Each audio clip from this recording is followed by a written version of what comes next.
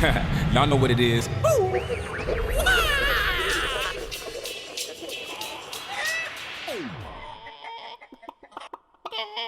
Thousands and thousands of business brokers. There's some pretty huge ones like Transworld and Benchmark, and then you've got sites like bizbuysell.com, empireflippers.com, where there's 50, 60, 80,000 businesses for sale. So you go there and you can search by state, by sector, by size, and depending on what type of business that you want to buy, you can find tons of listings for that. That's not my favorite method. My favorite method is by building relationships. So if you're an owner of a business, and remember I said before, 80% of deals that actually sell don't sell through brokers, they sell through networks.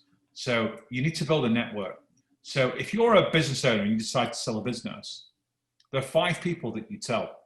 You tell your spouse, obviously we can't network with them, but then you'll tell your wealth manager, your CPA, your lawyer, and then your bank or anybody that's got financing in your business. So what I teach in my programs, what I mentor my entrepreneurs to do is to build networks with those 4 people, what I call deal intermediaries. And they will send you incredible deal flow based on, you know, what you tell them you're looking for, whether it's an engineering company or a construction business or an IT business or a website or, you know, whatever it is.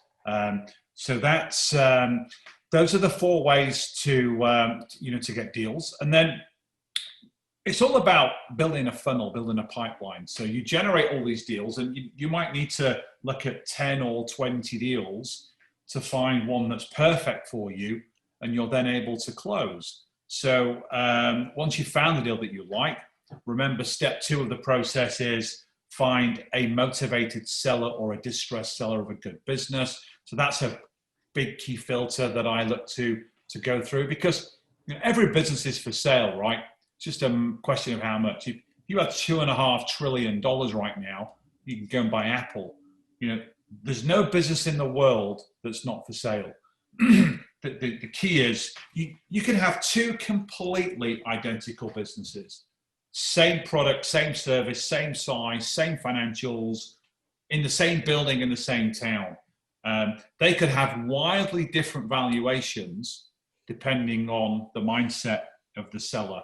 One seller could be a young entrepreneur having a lot of fun, really crushing it.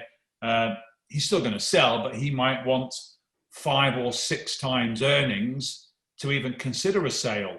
Whereas the other guy, the other seller, who's distressed and highly motivated to get out for whatever reason, he might sell for 2 to 3 times earnings, but you pay him 80% of that money in the future, which is called seller financing. So, you know, if you buy a business, let's say you find a business is worth $1 million, you don't need to pay the whole $1 million at closing.